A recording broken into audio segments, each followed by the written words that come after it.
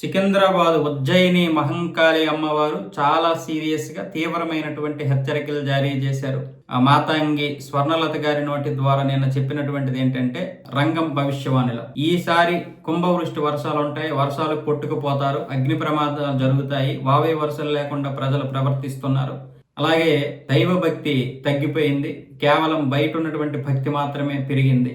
బయటికి కనిపించే భక్తే తప్ప లోపల దైవ భక్తి, మానసికమైనటువంటి భక్తి తగ్గిపోయింది. ప్రజల్లో ఆరాటాలు ఆరంభాలు ఎక్కువైపోతున్నాయి అన్న విధంగా నిన్న రంగం భవిష్యవాణిలోనైతే మాతాంగిని స్వర్ణలత గారు అయితే ఈ విషయాలు చెప్పారు. అయితే ప్రతి సంవత్సరం కూడా రంగం భవిష్యవాణి అనేది ఉంటుంది ఉజ్జయిని మహంకాళి.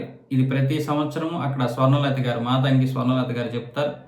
కాబట్టి జనాలు అంటే మన జాగ్రత్తలో మనం ఉంటే మంచిది, మన జాగ్రత్తలో మనం ఉండాలి. ప్రకృతి కోపిస్తే ఎలా ఉంటుందో మనం చూసాం ప్రాక్టికల్గా. అలాగే వావి వరుసలు లేకుండా అంటే ఖచ్చితంగా మనకి ఇప్పుడు జరుగుతుంది. కొంతమంది కోపం రావచ్చు, కానీ వావి వరుసలు లేకుండానే ప్రవర్తిస్తున్నారు ఏ విషయంలోనైనా. ఆ రోజు ఎన్నో కొన్ని చూస్తూనే ఉన్నాం.